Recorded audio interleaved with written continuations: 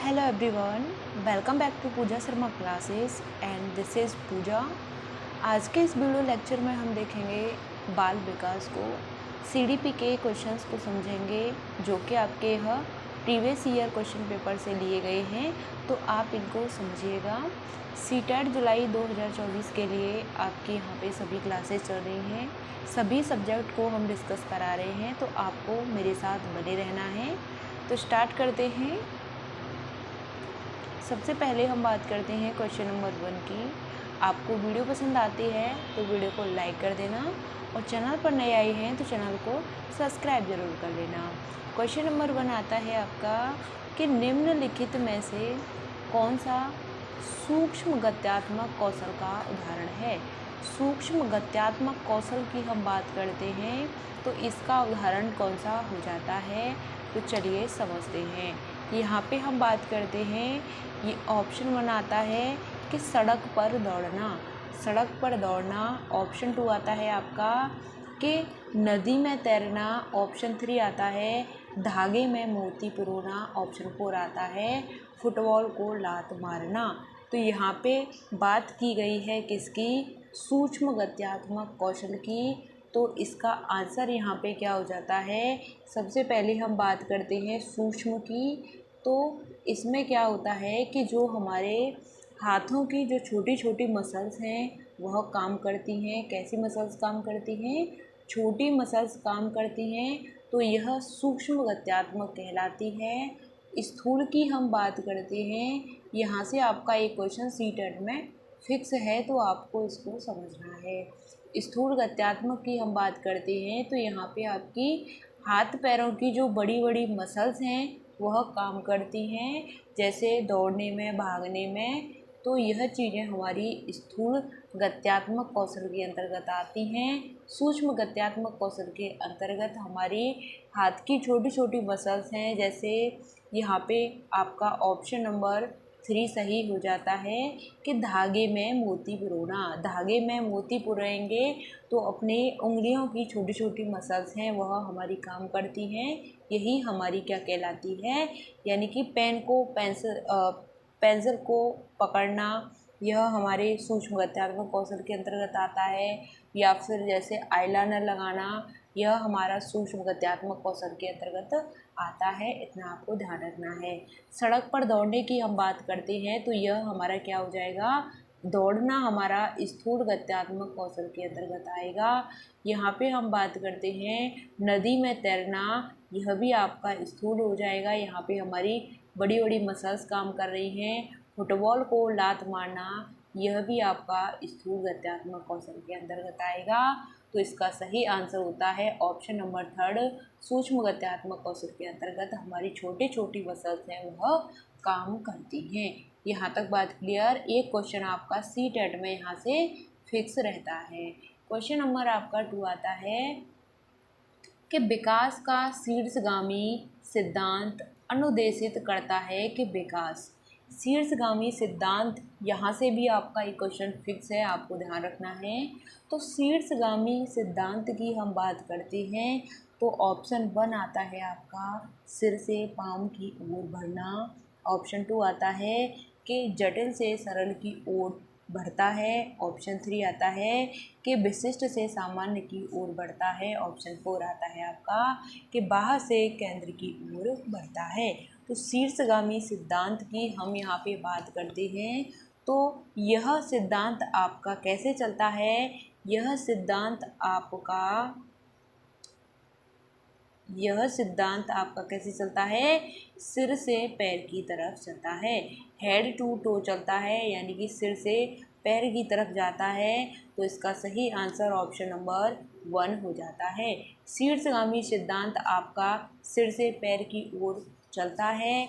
और आपका जो दूसरा सिद्धांत होता है जिसको हम क्या बोलते हैं, अधोगामी प्रोक्सिमोडिस्टल, यह आपका शीर्षगामी को हम बोलते हैं सेफेलोकॉर्डल, जो सिर से पैर की तरफ जाता है। सिर से पैर की तरफ, एक क्वेश्चन फिक्स है आपका यहाँ से, ठीक। तो सिर से पैर की तरफ जाता है तो यह हमारा क्या कहलाएगा, शीर्षगामी कहलाएगा। और आपका अधोगामी जिसको हम क्या बोलते हैं, प्रॉक्सिमोडिस्टल वह आपका सेंटर टू पेरिफेरी जाता है, यानी कि केंद्र से बाहर की तरफ इसका विकास होता है। यानी कि सेंटर से कहाँ जाएगा, बाहर की तरफ, यानी कि जो हमारे केंद्र से हमारे हाथों की तरफ हम इन पर थोड़ा सा काम करते हैं, तो यह हमारा कैसे जाएगा, सिर से सेंटर टू पेरिफेरी जाता है। यानी कि बीच से लेकर आपका, केंद्र से लेकर आपका बाहर की ओर इसका विकास होता है। कैसे होता है, केंद्र से बाहर की तरफ इसका विकास होता है। यही हमारा प्रॉक्सिमोडिस्टल कहलाता है। सेफेलोकॉर्डल आपका सिर से पैर की तरफ इसका विकास होता है। इतना आपको ध्यान रखना है। क्वेश्चन नंबर आपका नेक्स्ट आता है, क्वेश्चन नंबर 3 है कि बच्चों में सामाजिकरण की प्राथमिक संस्था। एक क्वेश्चन यहाँ से आपका बिल्कुल फिक्स है, आपको ध्यान रखना है। बच्चों में सामाजिकरण की प्राथमिक संस्था यहाँ पे बताना है और द्वितीयक संस्था बतानी है। तो सबसे पहले आपको ध्यान रखना है, सबसे पहले आपको क्या ध्यान रखना है कि सामाजिकरण की जो प्राथमिक संस्था होती है वह आपकी क्या होती है, परिवार होती है। आपको हमेशा ध्यान रखना है सामाजिकरण की जो प्राथमिक संस्था होती है, सबसे पहले हमारा क्या आता है, परिवार आता है। बच्चा परिवार में जन्म लेता है और परिवार में जन्म लेता है, यानी कि समाज की हम बात करते हैं तो जहाँ पर दो लोग से ज़्यादा हों वहीं पे आपका समाज बन जाता है। दो लोग से ज़्यादा हो समाज बन जाता है। तो सामाजिकरण की प्राथमिक संस्था यानी परिवार में दो लोगों से ज़्यादा लोग होते हैं, यही हमारी प्राथमिक संस्था हो जाती है परिवार। और हम सेकेंडरी की बात करते हैं, सेकेंडरी की हम बात करते हैं, यह हमारा प्राथमिक होता है। फर्स्ट हमारा परिवार होता है, सेकेंडरी में हमारा क्या आ जाता है, सेकेंडरी में हमारा स्कूल आ जाता है, हमारा आस पड़ोस आ जाता है, आस पड़ोस आ जाता है, और हमारा क्या आ जाता है, और हमारा यहाँ पे जो आपका जो बाहर का जो भी इन्वायरमेंट है, मीडिया है, या फिर हम बात करते हैं यहाँ पे कानून की, यह चीज़ें आपकी क्या आती हैं, सेकेंडरी के अंतर्गत आती हैं। तो आपको हमेशा यही चीज़ें ध्यान रखनी है कि प्राथमिक संस्था की बात करते हैं तो आपका परिवार आता है और सेकेंडरी में आपके सभी चीज़ें यहाँ पे आ जाती हैं। ठीक, स्कूल, आस पड़ोस, मीडिया, कानून, समाचार पत्र और ये धार्मिक आपके जो संगठन होते हैं, जनसंचार माध्यम होता है, यह हमारे सेकेंडरी में आते हैं। तो यहाँ पे आपका कौन सा आंसर सही हो जाता है कि एकदम नज़दीक, आस पड़ोस, जनसंचार माध्यम ऑप्शन 2 आता है, कि मुद्रित माध्यम यानी कि धार्मिक संगठन ऑप्शन 3 आता है, कि विद्यालय परिवार ऑप्शन 4 आता है, कानून समाचार पत्र।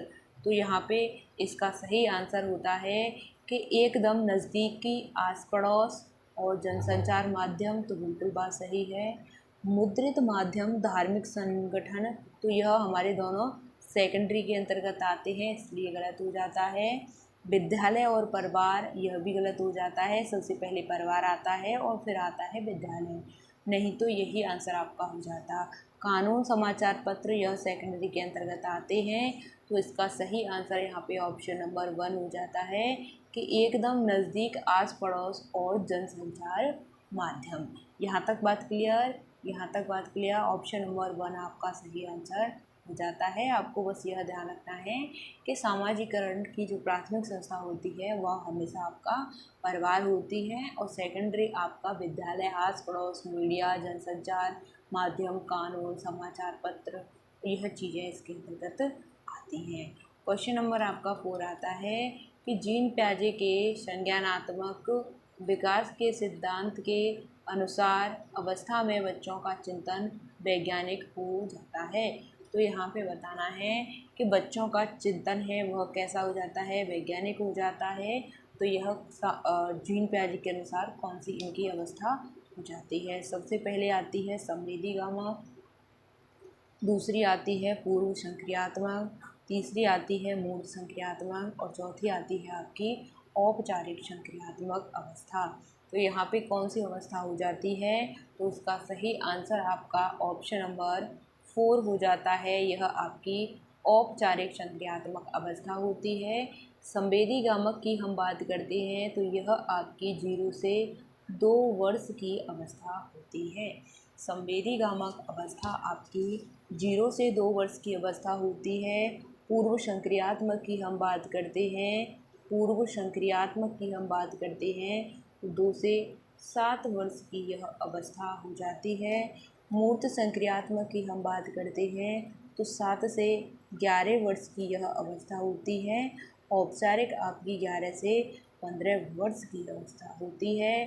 जीन प्याजे हैं, यह कहाँ के रहने वाले थे तो यह आपके स्विट्ज़रलैंड के रहने वाले थे और इन्होंने अपने बच्चों की अवस्था में जो परिवर्तन हुआ था उनको खोजा था। इन्होंने अपने बच्चों पर प्रयोग किया था, बच्चों पर प्रयोग किया था। उनकी बच्चों की जो अवस्थाओं में परिवर्तन हुआ था उनको इन्होंने खोजा था, इतना आपको ध्यान रखना है। तो जो बच्चों का चिंतन वैज्ञानिक हो जाता है तो यह अवस्था आपकी औपचारिक संक्रियात्मक अवस्था कहलाती है, इतना आपको ध्यान रखना है। इनकी यह 4 अवस्थाएं हो जाती हैं, इतना आपको ध्यान रखना है। आगे बात करते हैं, क्वेश्चन नंबर आपका नेक्स्ट आता है कि जीन प्याजे के अधिगम की जो प्रक्रिया है इसको महत्व दिया है। जीन प्याजे के अधिगम की जो प्रक्रिया है इसको किसने महत्व दिया है तो यहाँ पे यानी कि महत्व दिया है तो यह जैविकीय परिपक्वता होती है, अध्यापक का व्यक्तित्व होता है, पुरस्कार और दंड होता है या फिर निजी वाक होता है। तो यहाँ पे बताना है कि जो जीन प्याजे हैं इनके अधिगम की प्रक्रिया में किसे महत्व दिया जाता है तो यह आपका जैविकीय परिपक्वता होता है। क्या होता है? जैविकीय परिपक्वता होता है। और यहाँ पे हम बात करते हैं अध्यापक का व्यक्तित्व, तो यह बात आपकी गलत हो जाती है। पुरस्कार और दंड नहीं होता। प्राइवेट स्पीच की बात कौन करते हैं? इसकी बात करते हैं वाइगॉत्स्की, वाइगॉत्स्की बात करते हैं। ठीक, इसकी बात कौन करते हैं? वाइगॉत्स्की करते हैं। पुरस्कार और दंड आपका नेगेटिव होता है। अध्यापक का व्यक्तित्व गलत हो जाता है। तो जीन प्याजे किस चीज़ को महत्व देते हैं तो जैविकीय परिपक्वता को यह महत्व देते हैं। आगे बढ़ते हैं, क्वेश्चन नंबर नेक्स्ट आता है कि आर्यन अपने उत्तरदायित्वों को पूरा करने के लिए और अपने कार्यों में विद्यालय के संविधान के अनुसार निर्देशित करता है कि इस आर्यन नैतिक तार्किकता के किस स्तर पर है। यानी कि अपने उत्तरदायित्वों को पूरा करने के लिए विद्यालय के संविधान के अनुसार निर्देशित करता है कि आर्यन नैतिक तार्किकता के किस स्तर पर है। तो यहाँ पे आपका ऑप्शन 1 आता है पूर्व परंपरागत, ऑप्शन 2 आता है आपका परंपरागत, ऑप्शन 3 आता है उत्तर परंपरागत, ऑप्शन 4 आता है अमूर्त परंपरागत। तो आर्यन नैतिक तार्किकता के कौन से स्तर पर हो जाता है तो यह आपका ऑप्शन नंबर 2 सही आंसर होता है। यह आपका परंपरागत स्तर होता है। कौन सा स्तर होता है? यह आपका परंपरागत स्तर होता है। Option number 2 is the right answer. यहाँ पे हम आगे बात करते हैं जो आपके जो नैतिकता का जो सिद्धांत दिया था किसने दिया था तो यह आपके कोहल वर्ग हो जाते हैं। कौन हो जाते हैं? कोहल वर्ग हो जाते हैं। इन्होंने आपका यह सिद्धांत दिया था। कौन सा सिद्धांत? नैतिकता का सिद्धांत। आगे बढ़ते हैं, क्वेश्चन नंबर आपका 7 आता है कि विद्यार्थियों के संज्ञानात्मक विकास को सुसंगित करने के लिए लेव वाइगॉत्स्की ने किसकी अनुशंसा की है। यानी कि लेव वाइगॉत्स्की ने संज्ञानात्मक विकास को समुन्नत करने के लिए किसकी अनुशंसा की है तो ऑप्शन 1 आता है आपका व्याख्यात्मक शिक्षण की, ऑप्शन 2 आता है उद्दीपन प्रतिक्रिया अनुकूलन की, ऑप्शन 3 आता है निष्क्रिय अनुकरण की, ऑप्शन 4 आता है समर्थित अधिगम की। तो लेव वाइगॉत्स्की ने किसकी अनुशंसा की है इसको समुन्नत करने के लिए तो व्याख्यान शिक्षण की, यह बात गलत हो जाती है। उद्दीपन प्रतिक्रिया अनुकूलन यह नहीं होता, इसकी बात कौन करते हैं? इसकी बात थार्नडाइक करते हैं। थार्नडाइक करते हैं। थार्नडाइक ने प्रयोग किस पर किया था? इन्होंने प्रयोग बिल्ली पर किया था। बिल्ली कैसी थी? भूखी थी। भूखी बिल्ली पर इन्होंने प्रयोग किया था।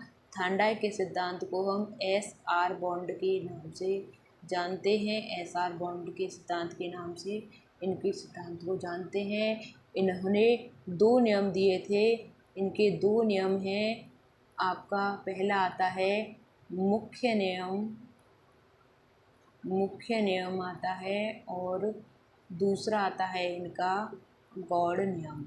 दूसरा आता है गौड़ नियम। और यह जो मुख्य नियम है इनमें इन्होंने 3 नियम दिए हैं, और गौड़ नियम में इन्होंने 5 नियम दिए हैं। तो मुख्य नियम में आपके 3 नियम होते हैं, गौड़ नियम में 5 नियम होते हैं। बस आपको इतना भी समझ लेना है। आगे हमने यहाँ पे बात की जो निष्क्रिय अनुकरण, यह आपका बिल्कुल गलत हो जाता है। तो इसका सही आंसर ऑप्शन नंबर 4 हो जाता है। यह आपका समर्थित अधिगम होता है। क्या होता है? समर्थित अधिगम होता है। ऑप्शन नंबर 4 आपका सही आंसर यहाँ पे बन जाता है। यहाँ तक बात क्लियर? यहाँ तक बात क्लियर। ऑप्शन 4 आपका सही आंसर हो जाता है। क्वेश्चन नंबर आपका 8 आता है कि प्रगतिशील कक्षा के बारे में है। प्रगतिशील कक्षा ऑप्शन 1 आता है कि विद्यार्थियों को ज्ञान के सृजन में सक्रिय प्रतिभागी मानती है। यानी कि जो प्रगतिशील कक्षा है यह किसने दी थी? तो यह आपके जॉन डीवी हो जाते हैं। जॉन डीवी आपकी प्रगतिशील कक्षा के जनक माने जाते हैं। तो प्रगतिशील कक्षा में क्या है कि यहाँ पे बच्चे को क्या रखा जाता है? बच्चे को सेंटर में रखा जाता है। बच्चे को क्या माना जाता है? केंद्र बिंदु माना जाता है। बच्चे के अकॉर्डिंग शिक्षा दी जाती है। यही आपकी प्रगतिशील शिक्षा कहलाती है, यानी कि विद्यार्थी केंद्रित शिक्षा कहलाती है। कौन सी शिक्षा है? यहाँ पे लिख देती हूँ, विद्यार्थी केंद्रित शिक्षा।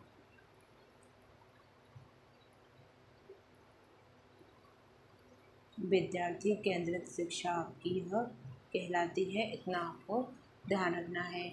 तो जो प्रगतिशील कक्षा है इसमें विद्यार्थियों को ज्ञान के सृजन की सक्रिय भागीदारिता मानती है। ऑप्शन 2 आता है कि अध्यापकों को ज्ञान के सर्वाधिक प्रमुख स्रोत मानती है। ऑप्शन 3 आता है कि विद्यार्थियों को ज्ञान के निष्क्रिय ग्रहणकर्ता मानती है।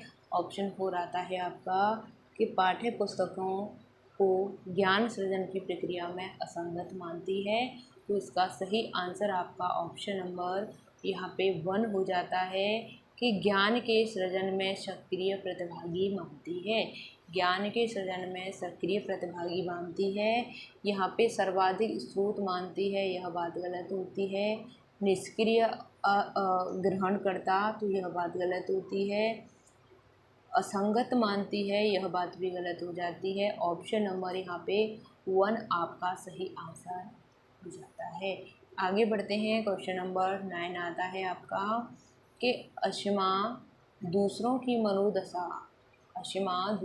मनोदशा और अभिप्रेरणा के प्रति समझ बना लेने की उच्च स्तरीय योग्यता के कारण अपने मित्रों में बहुत ही क्या है? लोकप्रिय है। तो हार्वर्ड गार्डनर के बहुबुद्धि सिद्धांत के अनुसार असीमा बुद्धि की उच्च स्तरीय क्षमता रखती है। बुद्धि की कैसी रखती है? क्षमता, उच्च स्तरीय क्षमता रखती है। तो यह आपकी कौन सी बुद्धि हो जाती है?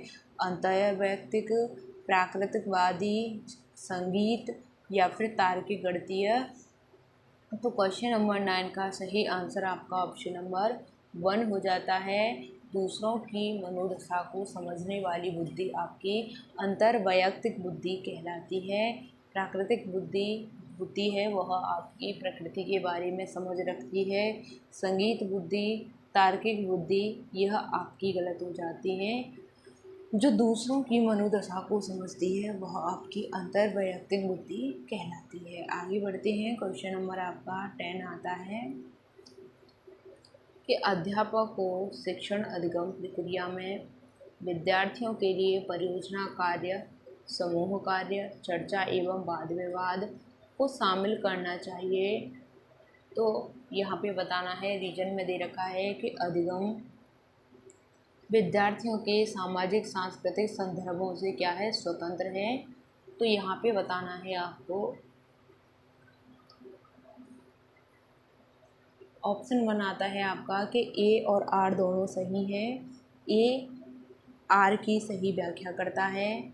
ऑप्शन 2 में दे रखा है ए और आर दोनों सही है लेकिन ए आर की सही व्याख्या नहीं है। ऑप्शन 3 आता है कि ए सही है लेकिन आर गलत है। ऑप्शन 4 आता है ए और आर दोनों गलत हैं। तो यहाँ पे बताना है कौन सा आंसर इसका सही हो जाता है। तो यहाँ पे हमने बात की किसी शिक्षण अधिगम प्रक्रिया में विद्यार्थी परियोजना कार्य, समूह कार्य, चर्चा, वाद विवाद को शामिल करना चाहिए। तो यह बात आपकी सही हो जाती है। अधिगम रीजन में हम बात करते हैं तो अधिगम विद्यार्थियों के सामाजिक सांस्कृतिक संदर्भों से स्वतंत्र है। तो यह बात गलत हो जाती है, स्वतंत्र नहीं है। तो यहाँ पे आपका ए सही हो जाता है और आर आपका गलत हो जाता है। तो ए सही है और आर गलत है। ऑप्शन नंबर 3 आपका यहाँ पे सही आंसर हो जाता है, क्योंकि सामाजिक सांस्कृतिक संदर्भों से स्वतंत्र यह नहीं है, यह जुड़ी हुई है। तो यह बात आपकी यहाँ पे गलत हो जाती है, इसलिए यह आंसर आपका सही हो जाता है। क्वेश्चन नंबर आपका 11 आता है कि लड़के गणित में अच्छे होते हैं और लड़के गणित में अच्छे होते हैं और लड़कियां संगीत और नृत्य में अच्छी होती हैं। तो यह कथन किसकी ओर इंगित करता है? यह कथन किसकी ओर इंगित करता है कि लड़के हैं वह गणित में अच्छे होते हैं और लड़कियां संगीत में अच्छी होती हैं। तो यह नृत्य, यह चीज़ें बतानी है। तो यह क्या कहलाता है? जेंडर रूढ़िबद्धता कहलाता है, जेंडर समानता कहलाता है, जेंडर साम्यता कहलाता है या फिर जेंडर समतुल्यता कहलाता है।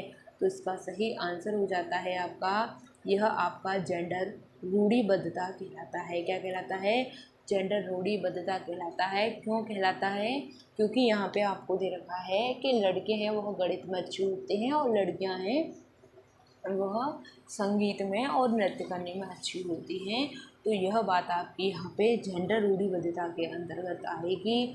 जेंडर समानता नहीं होती है, जेंडर साम्यता नहीं होती, समतुल्यता नहीं होती, यह आपकी जेंडर स्टीरियोटाइप होता है, जेंडर रूढ़िबद्धता होती है। क्वेश्चन नंबर आपका नेक्स्ट आता है कि विद्यार्थियों की विविध प्रकार की अधिगम आवश्यकताओं को संबोधित करने के लिए अध्यापक को क्या नहीं करना चाहिए? अध्यापक को क्या नहीं करना चाहिए? तो ऑप्शन 1 आता है कि विषय वस्तु को विभिन्न तरीकों से प्रस्तुत करना चाहिए। ऑप्शन 2 आता है कि विद्यार्थियों में अधिगम और स्वनियमन कौशल विकसित करने चाहिए। ऑप्शन 3 में आता है कि विद्यार्थियों को निपुणता उन्मुखी लक्ष्य बनाने के लिए प्रोत्साहित करना चाहिए। ऑप्शन 4 आता है आपका कि विद्यार्थियों को उनके सामाजिक सांस्कृतिक संदर्भों के आधार पर नामीकरण यानी लेवल और वर्गीकरण करना चाहिए।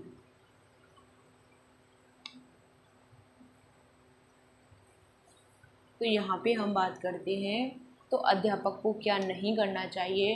तो हमने आपको बताया कि जो लेवल करना है वह आपका गलत होता है। तो यही आपका यहाँ पे सही आंसर हो जाता है, क्योंकि यहाँ पे बोला गया है कि अध्यापक को नहीं करना चाहिए। तो बच्चे को लेवल नहीं करना चाहिए, नामीकरण के आधार पर उसको नहीं बांटना चाहिए, उसका वर्गीकरण नहीं करना चाहिए। यह बात आपकी यहाँ पे सही हो जाती है, बाकी आपकी यहाँ पे गलत हो जाती है, क्योंकि यह पॉजिटिव आंसर है। आपको नेगेटिव में नेगेटिव देखना है और पॉजिटिव में आपको बेस्ट पॉजिटिव देखना है। यह आपका पेडागोजी कॉन्सेप्ट होता है। आगे बढ़ते हैं। क्वेश्चन नंबर नेक्स्ट आता है कि गतिविधि के दौरान अधिगम अंतरों यानी कि कमियों को समझने के लिए आकलन का प्रभावशाली तरीका कौन सा नहीं है। यहाँ पे बताना है कि गतिविधि के दौरान अधिगम अंतरों यानी कमियों को समझने के लिए आकलन का प्रभावशाली तरीका कौन सा नहीं है। तो ऑप्शन 1 आता है मानकीकरण परीक्षाओं पर आधारित आकलन। ऑप्शन 2 आता है रचनात्मक आकलन, ऑप्शन 3 आता है सहपाठी आकलन, ऑप्शन 4 आता है स्व आकलन। तो कौन सा आकलन प्रभावशाली तरीका नहीं है? तो प्रभावशाली तरीके की हम बात करते हैं तो कौन सा नहीं है? तो इसका सही आंसर ऑप्शन नंबर 1 हो जाता है कि जो आपका मानकीकरण है, स्टैंडर्डाइज्ड है, यह आपका एक गलत तरीका होता है। इसलिए यहाँ पे पूछा है आपसे कौन सा प्रभावशाली तरीका नहीं है, तो इसलिए आपका ऑप्शन नंबर 1 सही आंसर हो जाता है।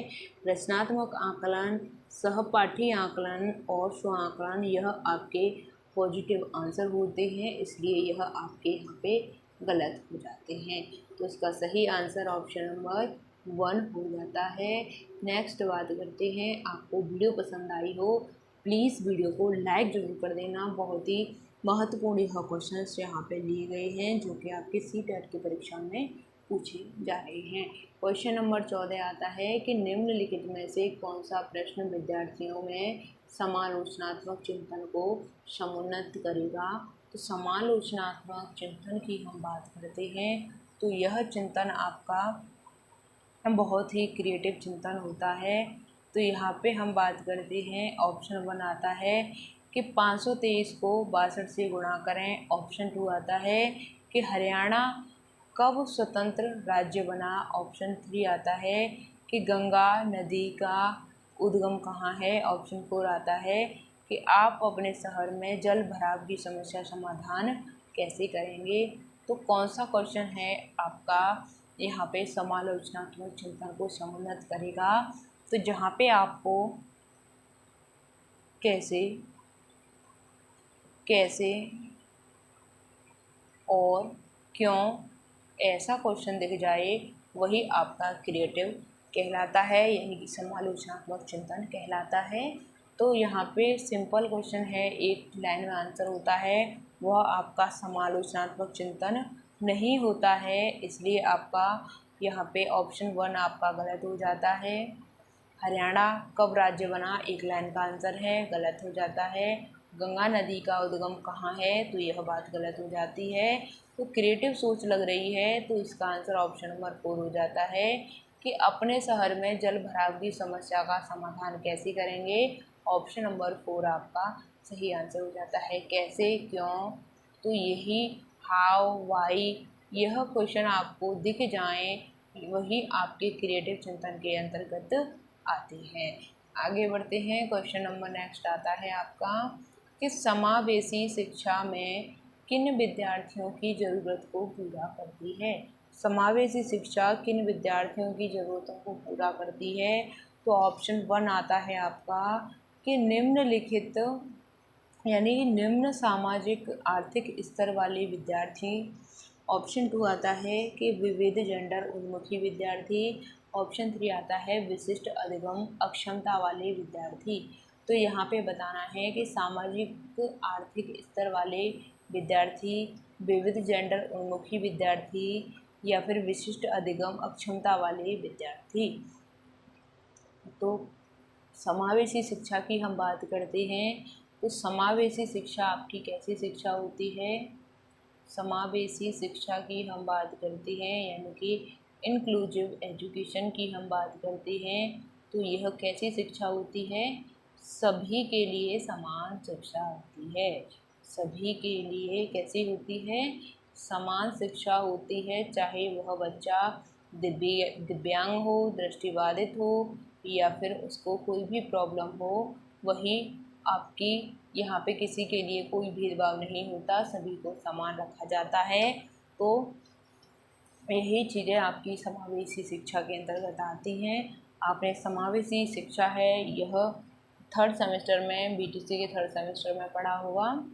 तो यहाँ पे हम बात करते हैं तो सामाजिक स्तर वाले विद्यार्थी भी इसमें होते हैं, बिल्कुल बात सही है।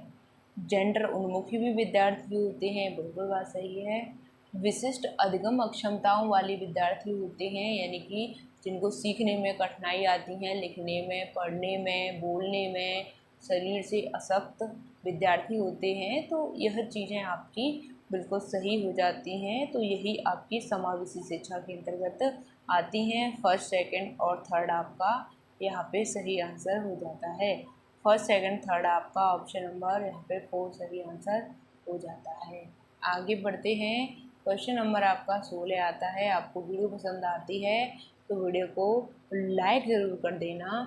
यहाँ पे हम बात करते हैं कि निम्नलिखित में से कौन सी विकलांगता सामाजिक संप्रेषण के क्षेत्र के लिए प्रत्यक्ष रूप से चुनौती देती है। तो कौन सी विकलांगता है सामाजिक संप्रेषण के क्षेत्र के लिए क्या करती है, प्रत्यक्ष रूप से चुनौती देती है। तो यह आपकी स्वलीनता होती है, यानी कि ऑटिज्म होती है, या फिर गुडज वैकल्य होती है, या फिर आपकी लेखन वैकल्य होती है, या ऑप्शन 4 आता है गतिशीलता बाधिता होती है। तो यहाँ पे पूछा है आपसे कि कौन सी विकलांगता सामाजिक संप्रेषण के क्षेत्र के लिए प्रत्यक्ष रूप से चुनौती देती है। तो यह आपकी क्या कहलाती है, तो यह आपकी ऑटिज्म कहलाती है, स्वलीनता कहलाती है। ऑप्शन 1 आपका सही आंसर कहलाता है। गुणज वैकल्य यह आपका गणित संबंधी आपकी अक्षमता होती है। गणित यानी कि कैलकुलेशन से संबंधित, लेखन यानी कि लिखने से संबंधित इसमें कठिनाई होती है, और गतिशीलता यानी कि यह आपकी शरीर से संबंधित आपकी यह बाध्यता होती है। तो इसका सही आंसर आपका ऑटिज्म हो जाता है, स्वलीनता हो जाता है। ऑप्शन नंबर यहाँ पे 1 सही आंसर आपका हो जाता है। आगे बढ़ते हैं क्वेश्चन नंबर 17 की तरफ कि ध्यान अवधान अतिक्रियाशीलता विकार जूझ रहे यानी कि ADHD से जूझ रहे विद्यार्थियों की आवश्यकताओं को संबोधित करने के लिए एक अध्यापक को क्या करना चाहिए। ADHD से विद्यार्थी जूझ रहे हैं, इनकी आवश्यकताओं को संबोधित करने के लिए एक अध्यापक को क्या करना चाहिए। तो ऑप्शन 1 आता है आपका कि एक ही समय पर अनेक कार्य करने के लिए देने चाहिए। ऑप्शन 2 आता है कि परिवेश में विकर्षण को कम करना चाहिए। ऑप्शन 3 आता है कि एक प्रदत्त कार्य देना चाहिए जिनकी लंबी अवधि वाले ध्यान की ज़रूरत है। ऑप्शन 4 आता है आपका कि ऐसे कार्य देने चाहिए जिनमें सहपाठियों को निष्क्रिय रूप से सुनना हो। तो यहाँ पे आपसे पूछा है कि ADHD से संबंधित आपका यहाँ पे कौन सा आंसर सही हो जाता है। तो यहाँ पे आपको आगे तो यहाँ पे आपका कौन सा आंसर सही होता है ADHD से संबंधित। तो एक समय पर अनेक कार्य देने चाहिए, तो यह बात आपकी गलत हो जाती है। परिवार के विकर्षण को कम से कम करना चाहिए, ऐसा प्रदत्त कार्य देना चाहिए कि बच्चे हैं लंबी अवधि के लिए उनको ध्यान रखने की ज़रूरत पड़े, तो यह बात गलत हो जाती है। ऐसे कार्य देने चाहिए जो सहपाठियों को निष्क्रिय रूप से सुनना हो, तो यह बात भी गलत हो जाती है। तो ऑप्शन 2 यहाँ पे सही आंसर हो जाता है कि परिवेश में जो विकर्षण है कैसा होना चाहिए, कम से कम होना चाहिए। आगे बढ़ते हैं। क्वेश्चन नंबर आपका 18 आता है कि मेधावी विद्यार्थी की बात करते हैं तो यह आपके कैसे होते हैं, प्रतिभाशाली विद्यार्थी होते हैं। प्रतिभाशाली विद्यार्थी आपके होते हैं जिनका IQ लेवल कैसा होता है, 140 होता है, यानी कि 120 से प्लस में यह होते हैं। कैसे होते हैं, 120 से प्लस में आपके यह विद्यार्थी होते हैं। तो यहाँ पे बताना है कि मेधावी छात्र विशेषकर ऑप्शन 1 आता है कि नई अवधारणाओं को सीखने में अधिक समय लगाते हैं। ऑप्शन 2 आता है कि अधिगम के स्थायित्व में कठिनाई का अनुभव करते हैं। ऑप्शन 3 आता है कि उप अवधारणाओं के मध्य संबंधों को नहीं खोज पाते हैं। ऑप्शन 4 आता है उच्च स्तरीय समस्या समाधान कौशल कैसे रखते हैं। तो इसका सही आंसर आपको बताना है कि मेधावी विद्यार्थी विशेषकर तो यहाँ पे कि नई अवधारणाओं को सीखने में अधिक समय लगाते हैं, या फिर स्थायित्व में अधिगम की स्थायित्व में कठिनाई का अनुभव करते हैं, या फिर बात गलत हो जाती है उप अवधारणाओं के मध्य संबंधों को नहीं खोज पाते हैं, यह बात भी गलत है। उच्च स्तरीय समस्या समाधान कौशल रखते हैं या फिर नई अवधारणाओं को खोलने में अधिक समय लगाते हैं, तो यह बात गलत हो जाती है। ऑप्शन 4 आपका सही आंसर है। ये जो उच्च स्तरीय समस्या समाधान कौशल है, इनको यह रखते हैं। उच्च स्तर की इनकी सोच हो जाती है और अच्छे से अच्छे मतलब किसी भी क्वेश्चन का आंसर बहुत ही आसानी से यह दे सकते हैं। तो उच्च स्तरीय समस्या समाधान कौशल रखते हैं कौन से विद्यार्थी? मेधावी विद्यार्थी, प्रतिभाशाली विद्यार्थी। यहाँ तक बात क्लियर। यहाँ तक हमने 18 क्वेश्चंस किए हैं। आपको सभी क्वेश्चन समझ में आए होंगे। ऐसी मैं आपसे उम्मीद करती हूँ। आपको वीडियो पसंद आती है तो प्लीज़ वीडियो को लाइक ज़रूर कर देना और चैनल पर नए आए हैं तो चैनल को सब्सक्राइब जरूर कर लेना। मिलते हैं फिर आपको आगे की नेक्स्ट वीडियो में। अगर आपका कोई भी डाउट होता है तो प्लीज़ आप कमेंट के माध्यम से पूछ सकते हैं और चैनल पर नए आए हैं तो चैनल को सब्सक्राइब जरूर कर लेना। इसी तरीके से हम सभी क्लासेस को कंटिन्यू करा रहे हैं। आपको चीज़ें बेहतर समझ में आएंगी। आप हमारे साथ जुड़िए और एक टीचर को कम से कम आपको 5 से 7 दिन देने हैं और वहीं पर आपको पता चल जाएगा किस तरीके से आपकी यहाँ पे पढ़ाई हो रही है, आपको टीचर का समझ में आता है या नहीं आता। ठीक, चलिए मिलते हैं फिर आपको आगे की नेक्स्ट वीडियो में। तब तक के लिए थैंक्स फॉर वॉचिंग। जय हिंद, वंदे मातरम। अगर आपका कोई भी डाउट होता है तो आप कमेंट के माध्यम से पूछ सकते हैं या फिर आपको किसी भी टॉपिक पर वीडियो चाहिए तो आप वह भी आप कमेंट के माध्यम से हमको बता सकते हैं।